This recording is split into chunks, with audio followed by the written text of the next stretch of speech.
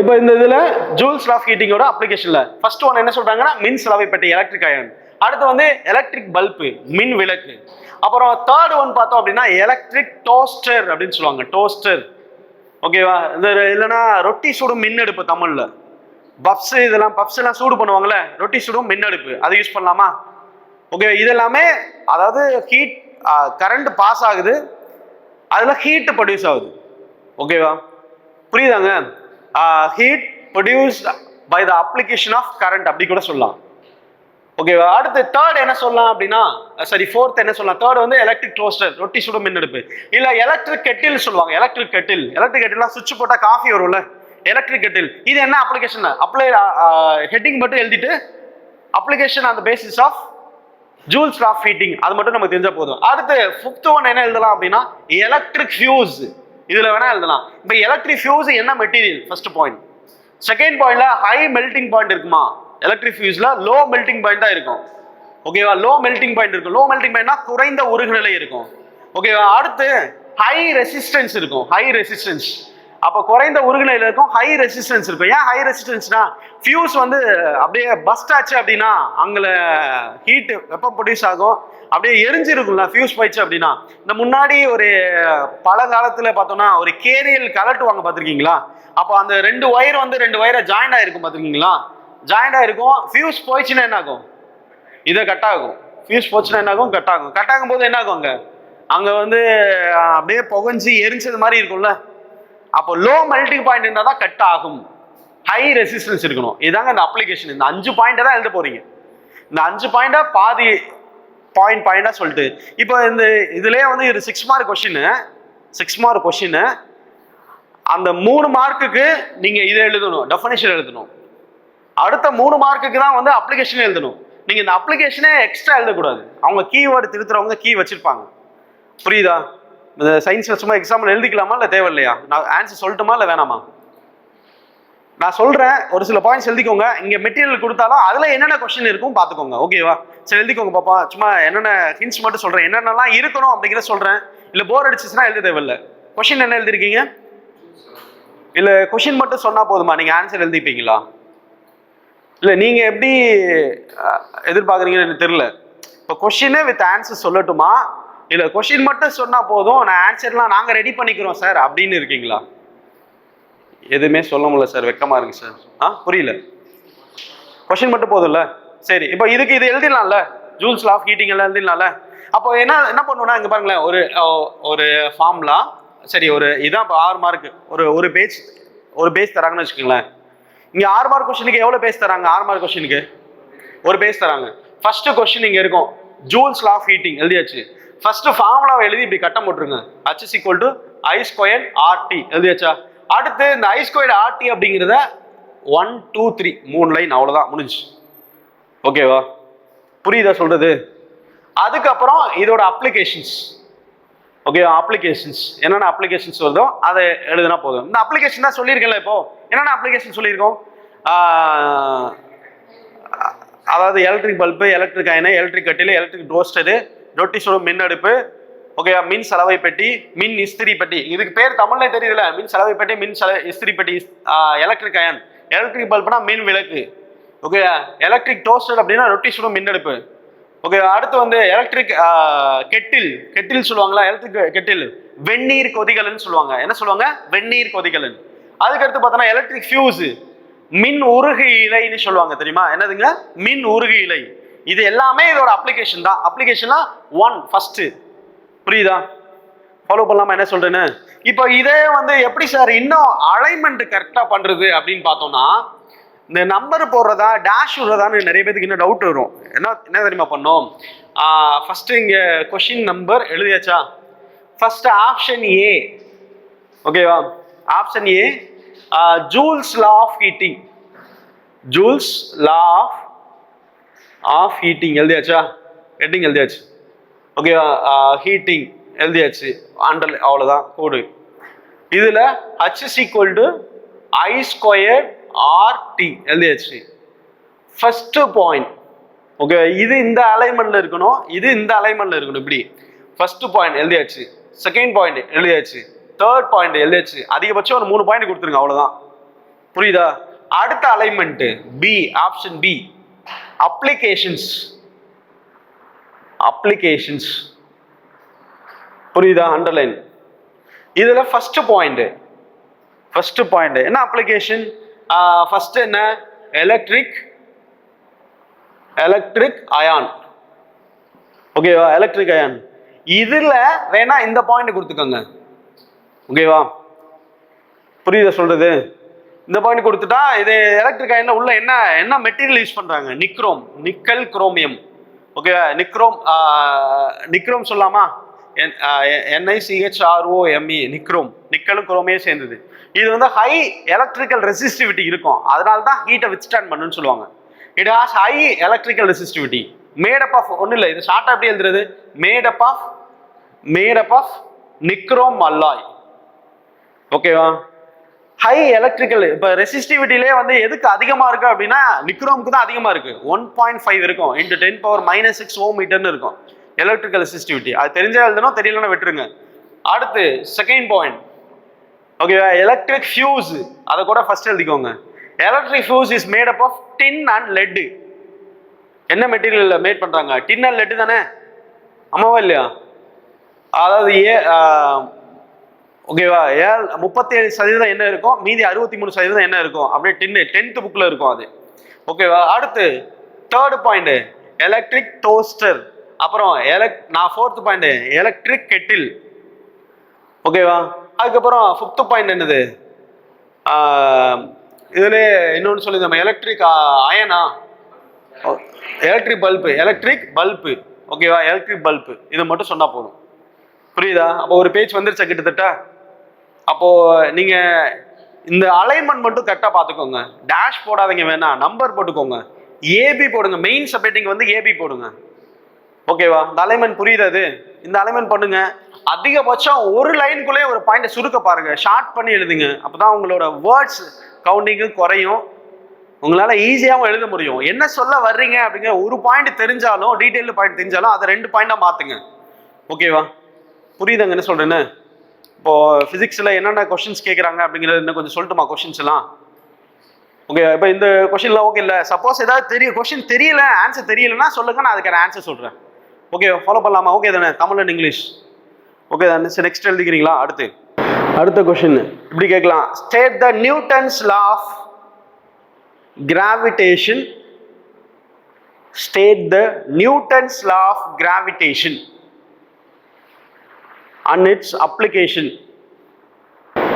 என்ன எழுதிருக்கீங்க? State the Newton's law of gravitation and its application. தமிழ்ல என்ன எழுதணும்? நியூட்டனின் பொது ஈர்ப்பியல் விதியை வரையறு மற்றும் அதன் பயன்பாடுகள். இப்ப நியூட்டன்ஸ் லா ஆஃப் கிராவிடேஷன் என்னங்க? இந்த லாலாம் பொதுவா ஜென்ரலா கேட்பாங்க, லா எல்லாமே. இப்போ நியூட்டன்ஸ் லா ஆஃப் கிராவிடேஷன் எப்படி எழுதுவீங்க? இப்போ இதே மாதிரி, இப்போ இதே கொஸ்டின் தான். இதுல வந்து 2 கொஸ்டினா கேட்டிருக்காங்களா? நியூட்டன்ஸ் லா வரைக்கும் இது வரைக்கும் எழுதணும். அதுக்கப்புறம் இதோட அப்ளிகேஷன் ஏதாவது ஒரு பாயிண்ட் சொல்லுங்க பார்ப்போம். அப்ளிகேஷன் ஒரு தெரியாத கொஸ்டினை எப்படி சார் அட்டெண்ட் பண்றது? அந்த கொஸ்டின் இன்ன வரைக்கும் பார்த்ததே இல்லை, எக்ஸாம்ல வந்துருச்சு. நமக்கு தெரிஞ்சதை வச்சு எப்படி மேனேஜ் பண்றது? புரியுதா? நியூட்டன்ஸ் லா ஆஃப் கிராவிடேஷனா என்ன ஃபர்ஸ்ட் சொல்லுங்க பார்ப்போம். அண்டத்தில் உள்ள 2 பொருள்கள், அந்த டெஃபினிஷனை வச்சு இது எங்கெங்க யூஸ் பண்ணலாம்? 2 கோள்களுக்கு இடையான பாத்தை வந்து மெஷர் பண்றதுக்கு, 2 கோள்களுக்கு இடையான பாத்து, அந்த ஜியோ மார்பிஷம், அந்த ஜியோ பாதை, பரவளைய பாதை, இதெல்லாம் மெஷர் பண்றதுக்கு இதுக்கெல்லாம் யூஸ் ஆகுது. தெரியலன்னா இந்த 2 பாயிண்ட் வச்சு அட்ஜஸ்ட் பண்ணிக்கலாம், அவ்வளவுதான். புரியுதா சொல்றது? ஃபர்ஸ்ட் நியூட்டன்ஸ் ஈர்ப்பியல் விதி அப்படின்னா ஃபர்ஸ்ட் என்னதுங்க? நியூட்டன் ஈர்ப்பியல் விதி அப்படின்னா பாருங்களேன். நியூட்டன் ஈர்ப்பியல் விதினா இதெல்லாம் மெயினா படிக்கணும். சொல்லுங்க பாப்பா, விதி தெரியுமா நமக்கு? நியூட்டன் ஈர்ப்பியல் விதி அதாவது F = m1 × m2. இந்த m1 m2 அண்டத்தில் உள்ள 2 பொருள்களுக்கு இடையான நியூட்டனின் விதி வந்து 2 கிராவிடேஷனல் ஃபோர்ஸ் எப்படி இருக்கும் அப்படின்னா F is directly equal to m1 × m2. Okay, 2 நிறைகளின் பெருக்கல் பலனுக்கு நேர்த்தகவிலும் அவற்றுக்கு இடையான தொலைவின் இருமடிக்கு என்ன இருக்கும்? எதிர்த்தகவு. இருமடிக்கு ஓகேவா?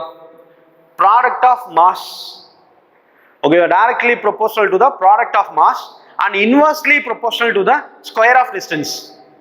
அப்போ gravitational force is defined as the, அதெல்லாம் எழுத தேவையில்லை.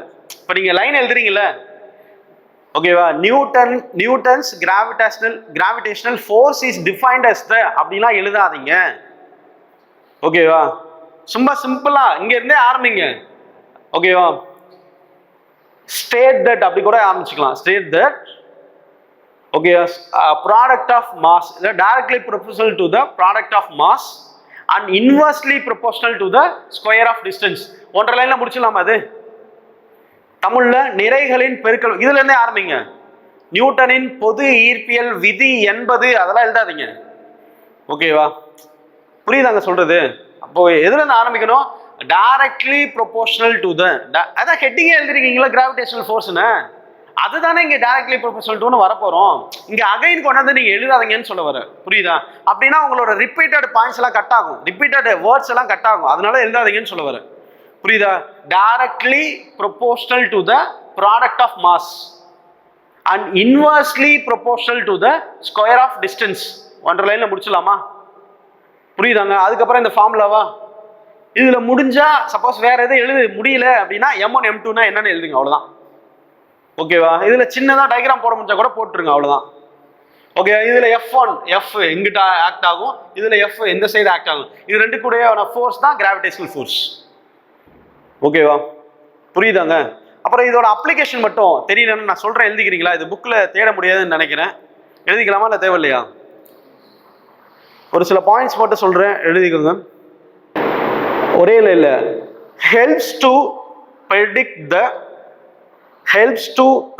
the astronomical bodies. Helps to predict the astronomical bodies. விண்பொருள்களின் பாதையினை வரையறை செய்வதற்கு, விண்பொருள்களின் பாதையினை வரையறை செய்வதற்கு, அதானே தமிழ்ல என்ன எழுதிருக்கீங்க? சரி, இங்கிலீஷ்ல helps to predict the astronomical body. ஒரே லைன்ல முடிச்சிடலாமா? இதுக்கு ரெண்டு லைன் தேவையா? இல்லை இப்படி எழுதணுமா? அதாவது எப்படின்னா, இப்படிலாம் எழுத தேவையில்லை. எப்படி எழுதுனா, அதாவது Newton's law of gravitation is used to predict the ஓகேவா அஸ்ட்ரானமிக்கல் பாடிஸ் அப்படிலாம் எழுத தேவையில்ல. அடுத்து வேற என்ன பாயிண்ட் எழுதலாம்? தாவரங்களின் வேர் முளைத்தல். ஓகேவா, தாவரங்களின் வேர் முளைத்தல் மற்றும் வளர்ச்சி, இது எல்லாமே புவிசார் இயக்கத்தை பேஸ் பண்ணி தான் வருது. தாவரங்களின் வேர் முளைத்தல் மற்றும் வளர்ச்சி. ஓகே, இது எழுதிக்கோங்களேன், வேணா எழுதிக்கோங்க. தாவரங்களின் வேர் முளைத்தல் மற்றும் புவிசார் வளர்ச்சி, இதை பேஸ் பண்ணி, அதாவது ஒரு தாவரம் வேர் முளைக்கலாம் புவி ஈர்ப்பு விசையை நோக்கி தானே, அதுக்கு எதிராக தானே வேற அதாவது செடி வந்து புவிக்கு மேல எதிராக வரும், வேர் எங்க போகும்? கீழே தான் வரும். ஒரு மரம் சான்ஸ் இருந்தா கூட வேர் எங்க போகும்? சைட்லயே போகும், இப்படி போகாதுல்ல. புரியுதாங்க சொல்றது? அதனால அந்த கான்செப்ட் மட்டும் பார்த்துக்கோங்க, எழுதிக்கோங்க. Helps to explain the germination சொல்லுவாங்க. Helps to explain germination of roots. அடுத்த point, helps in discovering new stars and planets. Helps in discovering new stars and planets. தமிழ்ல தெரியும்ல, ஹெல்ப்ஸ் இன் டிஸ்கவரிங்னா நியூ ஸ்டார்ஸ்னா என்னது? புதிய கோள்கள் மற்றும் விண்மீன்களை கண்டுபிடிக்க. கண்டுபிடிக்க மட்டும் எழுதுனா போதும், கண்டுபிடிக்க பயன்படுகிறது அதெல்லாம் தேவையில்லை, புரியுதா? அப்புறம் dimensions of heavenly bodies can be measured. Dimensions of heavenly bodies. Heavenly அப்படின்னா என்னதுங்க? ஹெவன் அப்படின்னா என்ன சொல்லுவாங்க? அதாவது வான் பொருள்களின் பரிமாணங்களை கண்டறிய, அவ்வளவுதான், சிம்பிள். அதுல எர்த்து சொல்லலாம், மாஸ் ஆஃப் எர்த்து சொல்லலாமா, அப்புறம் ரேடியஸ் ஆஃப் எர்த்து சொல்லலாமா. டைமென்ஷன்ஸ்னா எல்லாமே வரும்ல, mass of earth, mass of sun, radius of earth, radius of sun, எல்லாமே மெஷர் பண்ணா இந்த இது பயன்படுதுன்னு சொல்றாங்க, வேற ஒன்றும் இல்லை. புரியுதா புரியலையா? இதாங்க 4 பாயிண்ட் எழுதிடலாமா அது? ஓகேவா, பார்த்துக்கோங்க. நம்ம ஒரு தெரியாத கொஸ்டின் எப்படின்னா, ஏன்னா இங்க தெரியாத கொஸ்டினுக்கு இங்க என்ன வருது? M1 M2 வருது. இந்த ஃபோர்ஸ் தெரிஞ்சிச்சுன்னா, இதை யூஸ் பண்ணி மாஸ் இந்த மாஸ் அடிக்கலாமா? இதோட டிஸ்டன்ஸ்னா ரேடியஸ் கண்டுபிடிக்கலாமா? இப்போ சன்னுக்கும் எர்த்துக்கும் உள்ள டிஸ்டன்ஸ் வச்சு இது கண்டுபிடிச்சலாமா? புரியுதா? அதானே சொல்லியிருக்கேன். இப்போ என்னென்ன அப்ளிகேஷன் சொல்றோம் பாருங்க. என்னென்ன ஃபர்ஸ்ட் என்ன சொல்லியிருக்கோம்? ஃபர்ஸ்ட் என்ன எழுதிருக்கீங்க? ஃபர்ஸ்ட் அது ஹெல்ப்ஸ்ல விட்டுருங்க. அஸ்ட்ரானமிக்கல் பாடிஸ் வந்து ப்ரிடிக்ட் பண்றதுக்கு, ஓகேவா? இதான் கீவேர்டு, புரியுதுங்களா? நான் ஹெல்ப்ஸுங்கிறது ஒரு லைன்ல வரணும் அப்படிங்கிறக்காக எழுதிருக்கேன், வேற ஒன்றும் இல்லை. ப்ரிடிக்ட் த astronomical bodies, first point. Second point என்ன? ஜெர்மினேஷன் ஆஃப் ரூட்ஸ், ஓகேவா? புவிசார் இயக்கத்தை பொறுத்து வேர் முளைத்தலை பற்றி விவரிக்க, இல்ல வேர் முளைத்தலை பற்றி விளக்க பயன்படுகிறது, ஓகேவா? அதுக்கப்புறம் next third discovery of planets and, ஓகேவா, stars. Discovery of planets and stars, இல்ல location of planets and stars என்ன சொல்லலாம். இது எங்க லொகேட் ஆயிருக்கு, எங்க டிஸ்கவர் ஆயிருக்கு, புதுசா ஏதாவது வந்திருக்கா அப்படிங்கிறது. அடுத்து fourth, okay, dimensions of heavenly bodies. என்ன வேணாலும் இருக்கலாம், எர்த்து, ஸ்டாரு, என்ன வேணாலும் இருக்கலாம். இவ்வளவுதாங்க அந்த பாயிண்ட்ஸ். புரியுதா? ஃபாலோ பண்ணலாமா? இப்போ இதுல டெஃபினிஷன் சொல்லுமா? Definition, Newton's gravitational law state that, அதெல்லாம் எழுத தேவையில்லை. Product of mass directly proportional to the product of mass and inversely proportional to the square of distance. இது எழுதி ஒரு பாக்ஸ் போட்டுக்கணும். சயின்ஸ் பொறுத்த வரைக்கும் ஃபார்முலால எழுதிட்டா ஒரு பாக்ஸ் போட்டுக்கணும். பேனாலே போட்டுக்கோங்க, அங்க ஸ்கேல் வச்சுலாம் டைம் இருக்காது. அதனால இங்க இருந்தே ஸ்கேல் யூஸ் பண்ணாம பேனா வச்சு போட்டு ஸ்ட்ரெயிட் லைன் போட்டு இது பண்ணுங்க. சில பேர் எழுதிட்டு இது ஸ்ட்ரெயிட் லைன் போட தெரியாது, இந்த இப்படி போகும். அதனால இங்க இருந்தே பழகுங்க, ஓகேவா? ஸ்ட்ரெயிட் லைன் போட்டு, புரியுதா? இங்க இருந்தே ஃப்ரீ ஹேண்ட் ஸ்கெட்ச்ல பழகுங்க, ஓகேவா? இந்த கொஸ்டின் புரியுதாங்க எப்படி எழுதணுங்கிறது? நெக்ஸ்ட் கொஸ்டின் போலாமா? நெக்ஸ்ட் கொஸ்டின் எழுதிக்கோங்க. இப்படி கேட்பாங்க. இது வந்து லைட் டாபிக்ல இருந்து கேட்குறாங்க. டாபிக் வேணா பக்கத்தில் எழுதி வச்சுக்கோங்க. இது எந்த டாபிக்னா லைட் டாபிக். லைட் என்னங்க? ஒளி. தமிழ்ல புரியுதா? லைட்னா நான் ஒரு கொஸ்டின் சொல்லும் போதே அதை எந்த டாபிக்ல இருந்து சொல்றேன். இப்போ முன்னாடி இந்த கொஸ்டின் என்ன டாபிக்ல இருந்து சொன்னேன்? Joule's law of heating. இது வெப்ப டாபிக். இது என்ன சொன்னேன்? யூனிவர்ஸ், அந்த டாபிக்ல இருந்து கேட்கலாம். மோஷன் அந்த டாபிக்ல இருந்து கேட்கலாம். ரெண்டுலயுமே இருக்குது, ஓகேவா? Motion topic. அடுத்த டாபிக் பாருங்களேன். எக்ஸ்பிளைன் த பிரின்சிபல்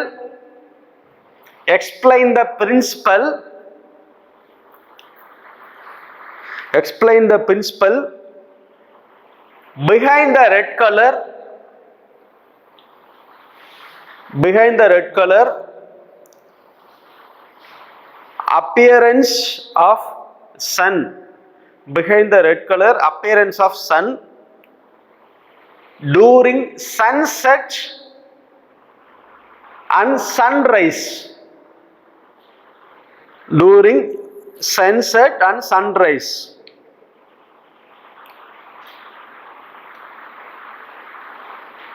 சூரிய உதயம் மற்றும் சூரியன் மறைவின்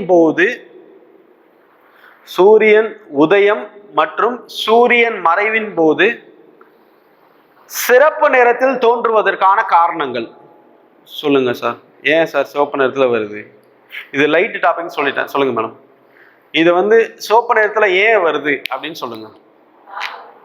என்னங்க? Scattering of light. Okay, VIBGYOR கலர்ல வருது.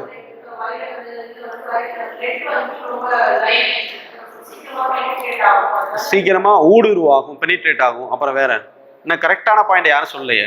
கீவேர்ட்ல என்ன பாயிண்ட் இருக்குமே அது யாரும் சொல்லலையே. அதாவது இதுக்கு வந்து ஒரே ஒரு கான்செப்ட், ஹை வேவ் லென்த்தா லோ வேவ் லென்த்தா, அதுதான் முக்கியம், ஓகேவா? இப்போ பாருங்களேன், இப்போ இதுல ரெட்டுக்கு வந்து வேவ் லென்த் எப்படி இருக்கும்? ஹையா இருக்குமா லோவா இருக்குமா? ஹை வேவ் லென்த் கன்ஃபார்மா சொல்லலாமா? அப்போ ரெட்டுக்கு வந்து ஹை வேவ் லென்த், ரெட் கலருக்கு வந்து வேவ் லென்த், ஓகேவா? வேவ் லென்த் வந்து ஹையா இருக்கும், ஓகேவா? வேவ் லென்த் ஹையா இருக்கும். அப்போ இந்த ஸ்கேட்டரிங் அமௌண்ட் சொல்லுவாங்கல்ல, ஸ்கேட்டரிங் இல்லைன்னா அமௌண்ட் ஆஃப் ஸ்கேட்டரிங், ஓகே? ராலை ஒளிச்சிதறல் இதை தான் சொல்லுவாங்க. அமௌண்ட் ஆஃப் ஸ்கேட்டரிங், அதாவது ஒளிச்சிதறல் அளவு. தமிழ்ல ஒளிச்சிதறல் அளவு இஸ் டைரக்ட்லி ப்ரொபோர்ஷனல் டு 1/λ⁴. இதாங்க முக்கியம். ஸ்கேட்டரல் அமௌண்ட் இதான் முக்கியம், புரியுதா? இது ஒரு பாயிண்ட், இதை மெயினா எதிர்பார்ப்பாங்க. அப்போ இது அதிகமா இருந்துச்சுன்னு வச்சுக்கோங்களேன், ஒளிச்சிதறல் அளவு அதிகமா இருந்துச்சு அப்படின்னா, ஒளிச்சிதறல் அளவு அதிகமா இருந்துச்சுன்னா லாம்டா வந்து கம்மியா இருக்கும். இதுக்கு வந்து வேவ் லென்த் அதிகம், ஹை அலைநீளம். அதனால ஸ்கேட்டரிங் வந்து என்ன ஆகும், கம்மியா இருக்கும். ஸ்கேட்டரிங் கம்மியா இருக்கும். அதனாலதான் சூரியன் உதயம் போதும் மறைவின் போதும் அந்த ரெட்டிஷ் கலர் தெரியுது, சோப்பு நிறத்துல தெரியுதுன்னு சொல்றாங்க. இதே வந்து ப்ளூ இருக்குல்ல, வானம் ஏன் இதே மாதிரி இன்னொரு கொஸ்டின், வானம் ஏன் நீல நிறமா தெரியுது? அங்க லாம்டா வந்து என்ன இருக்கும், அலைநீளம் எப்படி இருக்கும், கம்மியா இருக்கும். ஸ்கேட்டரிங் அமௌண்ட் என்ன இருக்கும், அதிகமா இருக்கும். அதனால அதிக தொலைவுக்கு ஸ்கேட்டர் ஆகி போயிடும். அதனாலதான் ஃபுல்லா நீளமா இருக்கும். புரியுதா? இது வந்து அலைநீளம் அதிகம், குறைந்த அளவே சிதறல் அளிக்கப்படும். ஓகேவா? Minimum amount of red colour scattered. So they appear during sunset and sunrise. appear red color அப்படின்னு சொல்லிக்கலாம், appearance of red color அப்படின்னு சொல்லலாம். இதுதான் கான்செப்டே. அதை நம்ம எப்படி எழுதலாம் அப்படின்னு பார்க்கலாமா? இப்போ கான்செப்ட் இதுதான் மேடம், புரியுதுங்களா? இதுதான் கான்செப்ட், இதுதான் மெயினா எழுதணும். ஓகேவா? வெப்ஜிஆர் கூட அவ்வளவா தேவையில்லை. இதுல என்ன அலைநீளம், 2 பாயிண்ட் முக்கியம். ஹை வேவ் லென்த் இருக்குமா, அப்ப வேவ் லென்த் அதிகமா இருந்துச்சுன்னா என்ன ஆகும், ஏன்னா இன்வெர்ஸ்லி தானே. ஓகேவா? இப்போ இந்த பாக்ஸ் எழுதிட்டு ஒரு லைன் வேணா எழுதிக்கலாம். ஓகேவா? the total amount of scattering is inversely proportional to the fourth power of, okay, amount of scattering is inversely proportional to the fourth power of its wavelength. ஓகேவா? அடுத்த பாயிண்ட் கூட எழுதலாம். இதுல wavelength of red color is too high, so the scattering amount is very small அப்படி கூட எழுதிட்டு அதுக்கப்புறம் என்னென்ன தேவையோ அதை எழுதிக்கலாம். புரியுதா? இப்போ எப்படி இதுல பாயிண்ட்ஸ் மட்டும் கொடுக்கறதுன்னு மட்டும் சொல்லட்டுமா இல்லை வேணாமா? ஒரு 2-3 பாயிண்ட்ஸ் மட்டும் எழுதிக்கோங்களேன். என்ன எப்படி பாயிண்ட்ஸ் கொடுக்கலாம் அப்படிங்கிற மட்டும். ஓகேவா? இத பாக்ஸ் போட்டு இதுக்கு கீழே ஒரு பாயிண்ட் மட்டும் எழுதிக்கலாமா? எழுதிக்கோங்களேன். அதுல ஒளிக்கதிர் சிதறலடையும் அளவானது, ஒளிக்கதிர் சிதறலடையும் அளவானது அதன் அலைநீளத்தின் 4 மடி மூலத்திற்கு நேர்த்தகவில் அமையும். சரி, எதிர்த்தகவில் அமையும். இங்கிலீஷ்ல amount of scattering is inversely proportional to the amount of scattering is inversely proportional to the fourth power of its wavelength. இது எழுத முடியுதா? 1.5 லைனுக்குள்ள வருதா இல்ல அதிகமாகுதா? அப்படி வந்தா amount of scattering அடிச்சிருங்க. amount of scattering heading போட்டுக்கோங்க. புரியுதா? இப்போ இதுக்கு எப்படி திரும்ப போடணும்? இங்க பாருங்களேன், ஒண்ணுமே இல்லை. இப்போ இதான் கொஸ்டின் வச்சுக்கோங்களேன். நம்ம எவ்வளோ கன்ஸ்ட்ரக்ட் பண்ணி சின்னதாக எழுத பழகுறோமோ அவ்வளோ சீக்கிரம் வருங்க. ஃபர்ஸ்ட் இது கொஸ்டின் ஸ்கேட்டரிங் அப்படின்னு, ஸ்கேட்டரிங் ஆஃப் லைட் அப்படின்னு ஹெட்டிங் கூட போட்டுக்கோங்க. ஸ்கேட்டரிங் ஆஃப் லைட்டு அதில் first separating a amount of scattering. Amount of scattering என்ன இருக்கு? ஓகேவா? அமௌண்ட் ஆஃப் ஸ்கேட்டரிங் என்ன இருக்கு, அதுக்கு இந்த ஃபார்முலா. ஓகேவா? அந்த ஃபார்முலா எழுதியாச்சு. அதுக்கப்புறம் இந்த 2 லைன் எழுதியாச்சு. அதுக்கப்புறம் தான் இந்த கொஸ்டினுக்கு வரணும். நீங்க ஸ்கேட்டரிங்கிறத நீங்க இங்க எக்ஸ்பிளைன் பண்ணிட்டு அதுக்கப்புறம் தான் கொஸ்டினுக்கே வரணும். இதுக்கு பேர் தான் அந்த இன்ட்ரோடக்ஷன் அப்படிங்கிறது. என்ன மெட்டீரியல் தராங்க? Science and deca? இதுலேயே சாம்பிள் கொஸ்டின்லாம் இருக்கு. ஆனால் இங்கிலீஷ் மீடியம் மட்டும் தானே இருக்கு, தமிழில் கொடுத்துருக்காங்க எல்லாத்துக்கும். ஓகே, இதெல்லாம் அப்புறம் பார்த்துக்கோங்க. நான் முக்கியமானது மட்டும் நான் சொல்லிடுறேன். ஓகேவா? நான் இதுலேருந்து மட்டும் கொடுத்தேன்னா அப்புறம் நான் எழுதி வச்சுருக்க சொல்ல முடியாது, அப்படி தானே? இப்போ இதை நீங்கள் வீட்டில் போய் கூட பார்த்துக்கலாம்ல, ஒன்றும் பிரச்சனை இல்லைல்ல. எது டவுட்னா கேளுங்க. நம்ம இன்னும் எப்படி டிஸ்கஸ் பண்ணலாம், எஃபெக்டிவாக எப்படி பண்ணலாம், நமக்கு ஒரு ஐடியா பண்ணலாமா நம்ம அப்புறமா பிரேக்கில்? ஓகே, எஃபெக்டிவாக எப்படி டிஸ்கஸ் பண்ணலாம் அப்படிங்கிறத நம்ம பார்க்கலாம். சரி, இதில்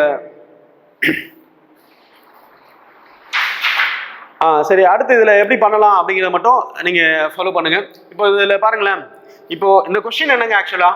இந்த கொஸ்டின் என்ன, சன்செட்டு சன்ரைஸ் அப்போ ஏன் வந்து ரெட்டிஷ் அப்பியர் ஆகுது அப்படின்னு தானே கேட்டிருக்காங்க. அது நீங்கள் இன்ட்ரோடக்ஷன் எழுதுவீங்கல்ல, இன்ட்ரோடக்ஷன் போடக்கூடாது, ஆனால் அந்த 2 லைன்ல எழுதணும். ஓகேவா? Scattering, okay, scattering of light ray அப்படின்னு போட்டு இந்த ஸ்கேட்டரிங் போட்டு ஃபார்முலா என்னது, டைரக்ட்லி சொல்லிட்டு 1/4th power of it's lambda, அப்படி 1/λ/4 தானே. இது எழுதிட்டு scattering is inversely proportional to the 4th power of its wavelength. இதோட முடிச்சிடலாமா? அதுக்கப்புறம் தான் இங்க கொஸ்டின்ல என்ன சொல்ல வர்றாங்களோ அதை சொல்லணும். அதுக்கப்புறம் புரியுதா? ஏன்னா நீங்க கொஸ்டின்ல சொல்ல வர்றத ஃபர்ஸ்டே சொல்லிட்டீங்கன்னு வச்சுக்கோங்களேன், பாதி தான் உங்களால எழுத முடியும், இல்லைன்னா எழுத முடியாது மீதி. புரியுதா? இங்கதான் ஹெட்டிங் போடணும் இப்போ. அதாவது reddish colour appeared during sunset and sunrise. Heading போட்டுலாமா ஒரே லைன்ல? ஓகேவா? இங்க வந்து சொல்லுங்க இப்போ, wave length of red colour is too high, so it's scattering amount is very less. இதுதான் மெயின் பாயிண்ட். இதை 2 பாயிண்டா கூட சொல்லலாம். Wave length of, okay, wave length of red colour is too high. அடுத்து செகண்ட் பாயிண்ட்ல என்ன எழுதலாம்? the red color of scattering amount of red color is very less இல்ல very low. ஓகேவா? so it cannot travel long time இல்லனா long length இல்ல long wavelength வந்து travel பண்ண முடியாது. அதனால அந்த பர்టిక్యులர் ஏரியால ரெட் கலர் இருக்கு அப்படின்னு சொல்லிட்டு எழுத போறீங்க. அவ்வளவுதாங்க. இதுல ஒரு 4 பாயிண்ட் எழுதிடலாம் ஈஸியா. புரியலங்க? அப்ப இது மாதிரி நீங்க எழுத பழகிட்டீங்கன்னு வச்சுக்கோங்களேன், ஒவ்வொரு கொஸ்டினுமே உங்களுக்கு தெரியாத கொஸ்டின் ஒன்று வந்தாலுமே ஒரு பாயிண்ட் தெரிஞ்சாலும் ஈஸியா டெவலப் பண்ணி எழுதலாம். இதுதான் கண்டென்ட் டெவலப்மெண்ட். புரியுதா? இதை நீங்க எங்கேயிலேருந்து பழகுங்க. நீங்க ரஃபா எழுதி கூட எனக்கு அனுப்புங்க, நான் எப்படி எழுதணும்னு நான் சொல்றேன். ரஃபா எழுதுங்க ஒவ்வொரு கொஸ்டினை பார்த்துட்டு. புரியுதா? முன்னாடியே கூட கொஸ்டின் தந்துருவாங்க. ஒவ்வொரு கொஸ்டினை வச்சுட்டு நீங்க ரஃபா எழுதுங்க. ஃபர்ஸ்ட் என்னென்ன முக்கியமான பாயிண்ட், இன்னும் என்னென்ன முக்கியமான பாயிண்ட் சேர்க்கலாம் அப்படிங்கிறது நான் சொல்றேன். ஓகேவா? இது எழுதிடலாம்ல? இப்போ இதுல மெயினானது என்னது? அந்த ராலை ஒளிச்சிதறல் விதி. இதானே ராலை ஒளிச்சிதறல் விதி. இது தெரிஞ்சா போதும்ல? ஓகே, நெக்ஸ்ட் கொஸ்டின் போலாமா? சப்போஸ் இதுல எழுத முடியல அப்படின்னா இன்னொரு பாயிண்ட் கூட எக்ஸ்ட்ரா சேர்த்துக்கலாம். இந்த நீல நில ஒளி வந்து முழுவதும் சிதறடைந்து விடுவதால் வானம் நீல நிறமாக தெரிகிறது. சிவப்பு வந்து முழுவதும் சிதறடையாமல் இருப்பதால் சூரிய உதயம் மற்றும் மறைவின் போது மற்றும் நமக்கு காட்சி அளிக்கிறது. அதை மட்டும் எழுதிக்கலாம். புரியுதா? சப்போஸ் ஃபில் ஆகல அப்படின்னா. ஓகேவா? சரி, பாருங்க. அடுத்த கொஸ்டின் பார்த்தோம்னா, எல்இடியின் நன்மைகள் மற்றும் தீமைகள் விளக்குக. எல்இடியின் நன்மைகள் மற்றும் தீமைகளை விளக்குக.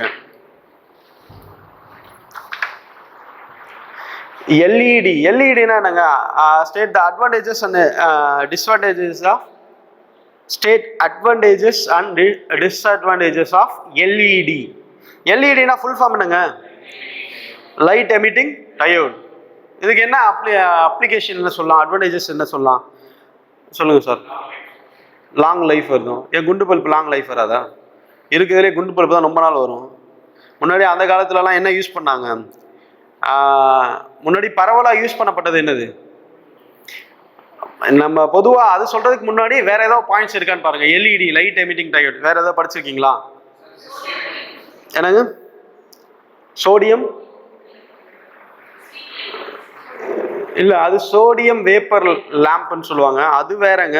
ஆனா எல்இடி வேற. எல்இடியில நான் அந்த புக்ல 11th 12th உள்ளதை நோட் பண்ணி வச்சிருக்கேன். கொஞ்சம் மட்டும் எழுதிக்கலாமா அது எல்இடி பத்தி? ஒரே நிமிஷம்.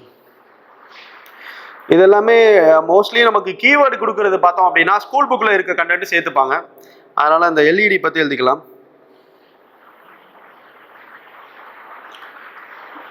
எழுதிக்கோங்க. ஃபர்ஸ்ட் பாயிண்ட் என்ன? Merits and demerits.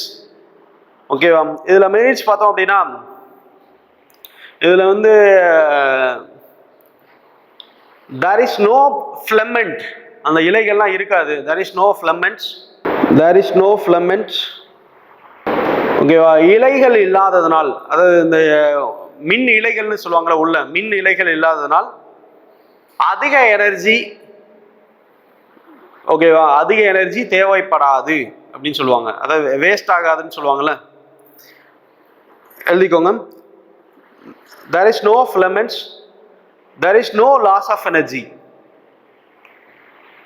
in the form of heat. It is cooler than incandescent bulb. தமிழ்ல என்ன எழுதணும்னா, மற்ற பல்புகளை விட இல்ல மற்ற விளக்குகளை விட வெப்பமாகாது, அதிக வெப்பமாகாது, கூலரா இருக்கும். அதே குண்டு பல்பை தொட்டு கலட்டும் போது என்ன ஆகும்? அது ஹீட்டா இருக்கும். ஹீட் அதிகமாக ப்ரொடியூஸ் ஆகாதுன்னு சொல்லுவாங்க. It is not harmful to environment. சுற்றுச்சூழலுக்கு தீங்கு விளைவிக்காது அப்படின்னு நம்மளா யோசிச்சா அந்த சுற்றுச்சூழலுக்கு தீங்கு விளைவிக்காது. It is not harmful to the environment. It is cost efficient and energy efficient சொல்லுவாங்க. டியூப் லைட்லாம் 40 ரூபாய்க்கு கிடைக்கும்ல, இல்லை டிமெரிட்ஸில் வேற மாதிரி எழுதலாம். நான் சொல்கிறேன், ரீசைக்கிள் பண்ண முடியாது அண்ணா, அது டிமெரிட்ஸில் எழுதலாம். காஸ்ட் எஃபிஷியன்ட்னா நமக்கு மெரிட்ஸில் தான் எழுத முடியும். காஸ்ட் வந்து ரொம்ப கம்மியாக கிடைக்குது, சீப்பாக கிடைக்குது அப்படின்னா நமக்கு நன்மை தானே இது. இல்லை மொத்த அப்படி சொல்ல முடியாது. எல்இடி அந்த எனர்ஜியை பொறுத்த லெவலில் இது நமக்கு லோ காஸ்ட் அப்படின்னு தான் எடுத்துக்கணும். புரியுதா? நம்ம புக்கில் கொடுத்துருக்காங்க இது. அதனால இதில் மெரிட்ஸில் தான் கொண்டு வரணும். ஒன்றும் இல்லைங்க, இந்த நார்மலான குண்டு பல்பு 10 ரூபாய்க்கு விற்குது, எல்இடி கொஞ்சம் அதிகம். அதனால அந்த ரேட்டை கம்பேர் பண்ணுறதை விட எல்இடியோட லைஃபுக்கு நமக்கான லோ காஸ்ட்ல தான் கிடைக்குது. காஸ்ட் எஃபிஷியன்ட் அப்படின்னு தான் சொல்றாங்க, எழுதிக்கோங்க. அதில் it is cost efficient and energy efficient சொல்றாங்க.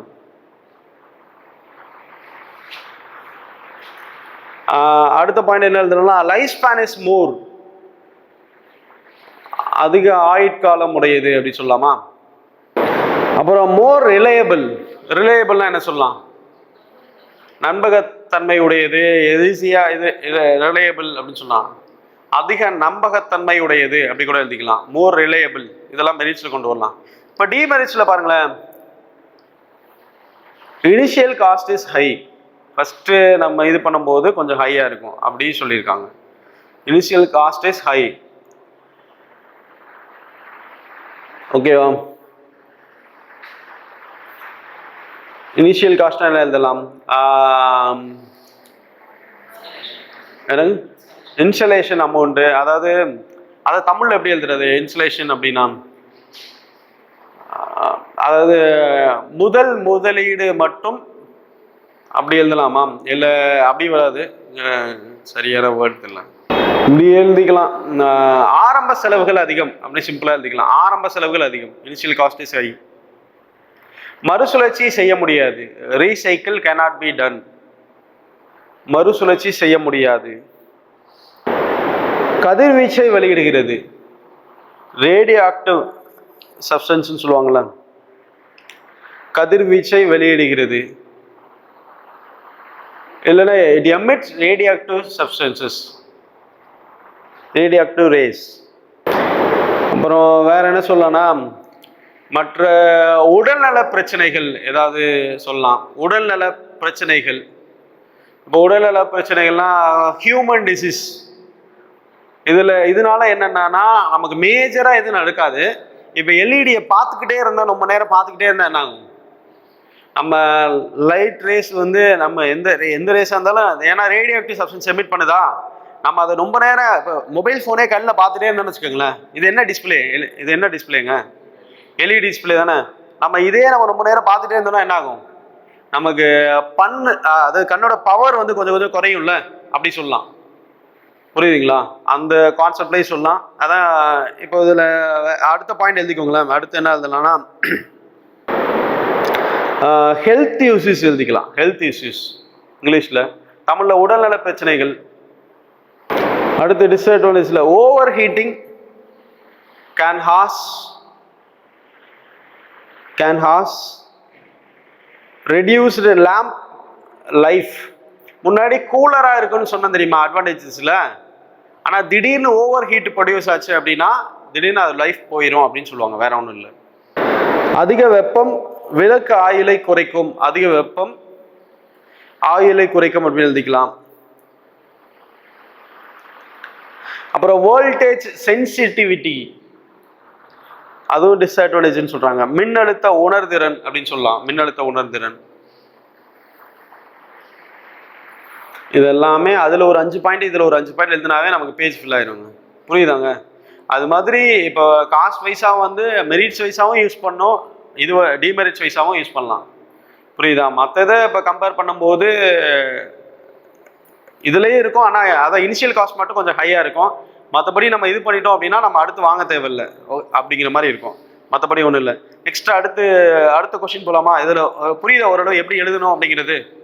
மெரிட்ஸ் அண்ட் டிமெரிட்ஸ் ஆஃப் என்ன எழுதுறீங்க, merits and demerits of LED. இன்னமும் நீங்கள் நோட்ஸ் எல்லாம் இடம் விட்டு வச்சுருங்க. ஏதாவது முக்கியமான பாயிண்ட்ஸ் இருந்துச்சுன்னா நீங்களே கேதர் பண்ணுங்க. அதே மாதிரி மெட்டீரியலும் பாருங்க, அதுல எது முக்கியமான பாயிண்ட்ஸ் இருந்துச்சுன்னா நீங்களே நல்லா கேதர் பண்ணுங்க. எதுனாலும் டவுட்னாலும் நோட் பண்ணுங்க, நோட் பண்ணிட்டு எழுதி பழகுங்க. ஒரு டெஸ்ட் எழுதுறதுக்கு முன்னாடி ஒரு 4-5 டெஸ்ட், ஒரு 2 டைமாவது மினிமம் எழுதி பார்க்கணும். இல்ல ஒரு டைம் எழுதி பார்த்துட்டு இடம் விட்டுருங்க. அதுல ஏதாவது முக்கியமான பாயிண்ட்ஸ் ஏதாவது தோணுச்சுன்னா அதுக்கப்புறம் மறுபடியும் எழுதிக்கலாம். ஒரு டைம் எழுதிட்டு ஒரு 2 டைம் படிச்சுட்டு அப்புறம் வந்து டெஸ்ட் எழுதுங்க. புரியுதுங்களா? ஒரு டெஸ்ட்டுக்கு மினிமம் எவ்வளோ டைம் இங்கே கொடுக்குறாங்க? Minimum time 2 days. அதுவே அதிகம் தாங்க, போதும். நீங்க மெயின்ஸ் மட்டும் தானே படிக்கிறீங்க. நீங்க மெயின்ஸ் படிங்க, சைடு பை சைடு வந்து குரூப் 1 வேணா படிச்சுக்கலாம், அது ஒன்றும் பிரச்சனை இல்லை. புரியுதா? நீங்க பிலிம்ஸ் நல்லா எழுதினாவே குரூப் 1 பிலிம்ஸ் ஈஸியா பாஸ் பண்ணிடலாம். ஓகேவா? இப்போ டேட் என்ன சொல்ல போறாங்க அப்படின்னா, குரூப் 1 பிலிம்ஸ் தான் சீக்கிரம் வரும், குரூப் 2 மெயின்ஸ் லேட்டா வரும் அப்படிங்கிற மாதிரி ஏதோ சொல்லிட்டு இருக்காங்க. நீங்க ஏதாவது கேள்விப்பட்டீங்களா? இப்போ குரூப் 2 பிலிம்ஸ் ரிசல்ட்டே இன்னும் வரல. பிலிம்ஸ் ரிசல்ட் வந்து ஆகஸ்ட்ல ஜூலைலேயே வரும்னு சொல்லியிருந்தாங்க. ஜூலைல வரல, அடுத்த ஆகஸ்ட்ல வரும்னு சொல்றாங்க. ஆனா 5 தேதி ஆச்சு, இன்னும் வரல. புரியுதாங்க? சப்போஸ் வந்து அந்த பிலிம்ஸ் முடிஞ்சதுக்கு அப்புறம் தான் வந்தாலும் வரலாம். அப்படி வந்துச்சு அப்படின்னா அது நீங்க பிலிம்ஸ் நல்லா கான்சன்ட்ரேட் பண்ணுங்க. அதுல இடையில கொஞ்சம் கொஞ்சம் படிச்சுட்டு இதுல ரைட்டிங் ப்ராக்டிஸ் பண்ணுவாங்க. எப்படியும் ரிசல்ட் வந்தா ஒரு 2 மாசமாவது டைம் இருக்கும். ஈஸியா எழுதலாம், ஒன்றும் பிரச்சனை இல்லை. அதனால இதை நீங்க நல்லா ஃபாலோ பண்ணி படிச்சாவே நமக்கு போதுங்க, படிச்சிடலாம். சரி, இப்போ நெக்ஸ்ட் கொஸ்டின் போலாமா? அடுத்த கொஸ்டின் பாருங்களேன். அடுத்து, bring out the importance of east experiment அப்படின்னு ஒன்று இருக்கு. East experiment, east EAST, east பரிசோதனையின் முக்கியத்துவத்தை, ஈஸ்ட் பரிசோதனையின் முக்கியத்துவம் பற்றி எழுதுக. EAST,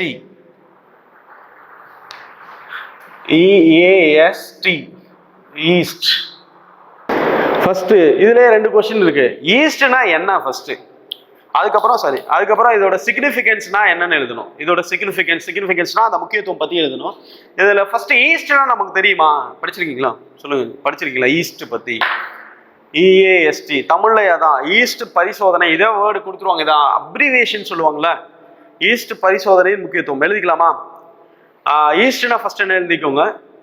the experimental advanced, the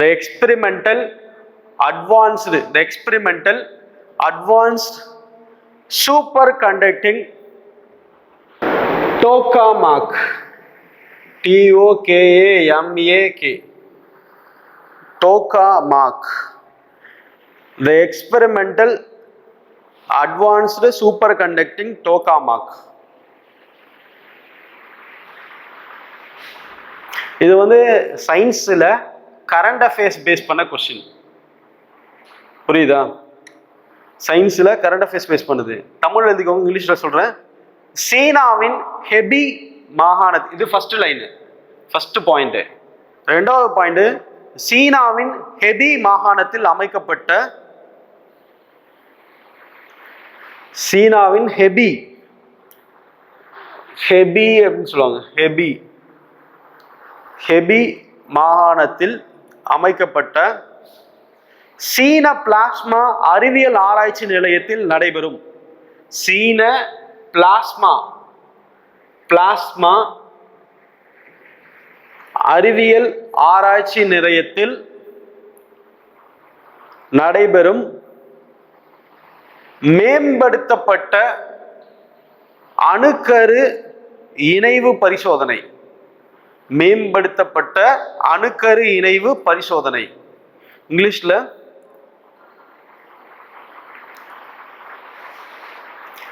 reactor is an advanced nuclear fusion. Reactor is an advanced nuclear fusion experimental device. Nuclear fusion experimental device. Second point, okay. அடுத்து third point, located at Institute of Plasma Physics.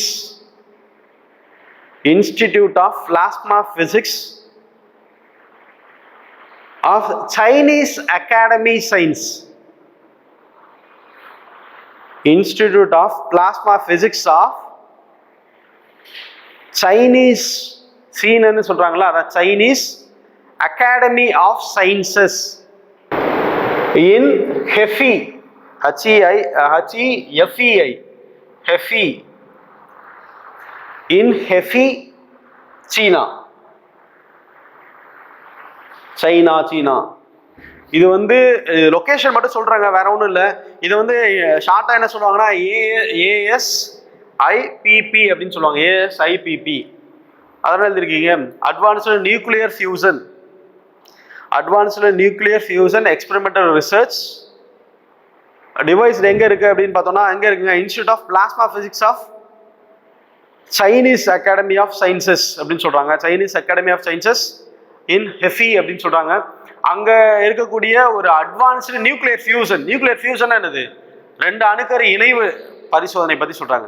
ஒண்ணுமே இல்லை அப்படின்னா என்ன, இதோட ஈஸ்ட்னா full form என்ன, இது எங்க நடக்குது, எங்க லொக்கேட் ஆயிருக்கு, அவ்வளவுதானே எழுந்திருக்கீங்க 3 பாயிண்ட். அடுத்து இதோட இம்பார்ட்டன்ஸ்னா முக்கியத்துவம் என்ன, அடுத்து முக்கியத்துவம், இத வரம்பற்ற சுத்தமான ஆற்றல், ஃபர்ஸ்ட் செப்பரேட்டிங், வரம்பற்ற சுத்தமான ஆற்றல்னு சொல்றாங்க. வரம்பற்ற சுத்தமான ஆற்றல் இங்கிலீஷ்ல near limitless clean energy. Near first separating இம்பார்ட்டன்ஸ்னு போட்டு, இம்பார்ட்டன்ஸ் இங்க பாருங்க, இது ஃபர்ஸ்ட் ஏன்னு எழுதிருக்கீங்களா, அடுத்து இது பியா, இதுக்குள்ள 1 2 3 கொடுத்து எழுதிட்டீங்களா. அடுத்து இதுல இம்பார்ட்டன்ஸ்ல first point near limitless clean energy.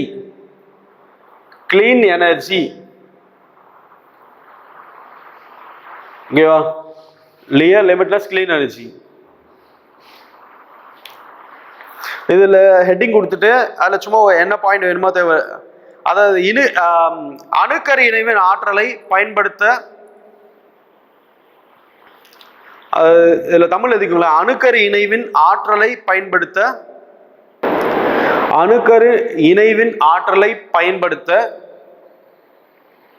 அதாவது ஒண்ணு இல்லைங்க, அணுக்கரு இணைவின் போது அதிகப்படியான ஆற்றல் வெளியேறுங்க. அந்த அதிகப்படியான ஆற்றல் வெளியேறத, ஹை எனர்ஜி வெளியேறத வேற ஏதாவது மிஷினரிக்கு நம்ம பயன்படுத்திக்கலாம் அப்படின்னு சொல்றாங்க, வேற ஒன்றும் இல்லை. புரியுதா, அதான் வந்து ஹெட்டிங் என்ன எழுதிருக்கீங்க, நியர் லிமிட்லெஸ் எனர்ஜின்னு சொல்றாங்களா, அளவற்ற ஆற்றல் நமக்கு கிடைக்குது. இதோட பயன் முக்கியத்துவம், அணுக்கரு இணைவினால் நமக்கு என்ன பயன் அப்படின்னு கேட்குறாங்க, வேற ஒன்றும் இல்லை. இதுதான் இம்பார்ட்டன்ஸ். புரியுதா, இதுல இங்கிலீஷ்ல எப்படி எழுதலாம், the machine will help harness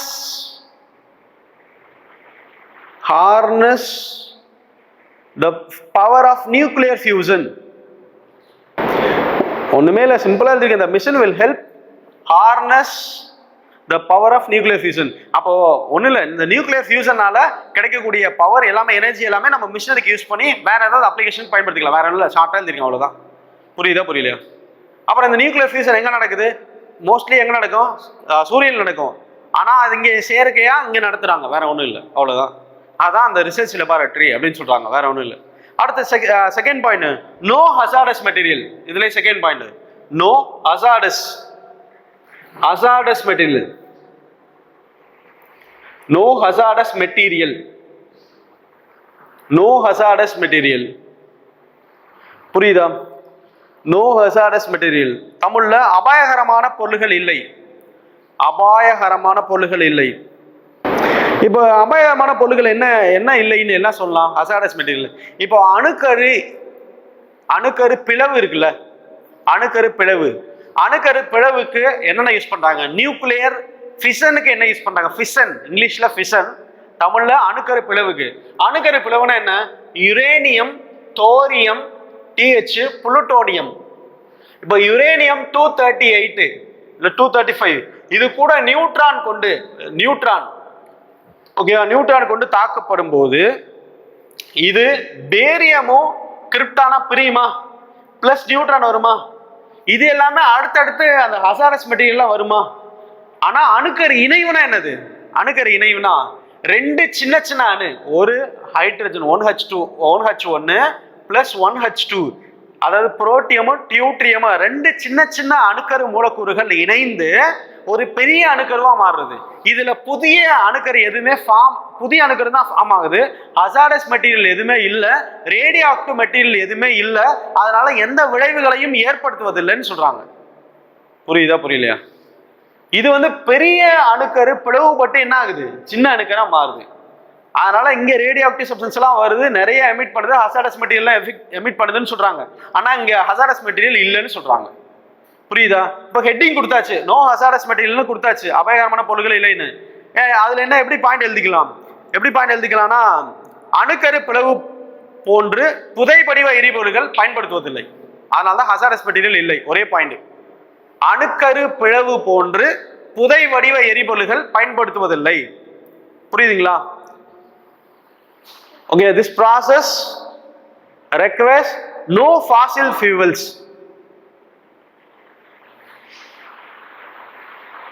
Fazil fuel இல்ல, யுரேனியம் தோரியம் எல்லாம் புதைபடி எரிபொருளுங்க, பூமிக்கு அடியில இருந்து கிடைக்குது, அதனால தான் ஹசார்டஸ் மெட்டீரியலே வருது.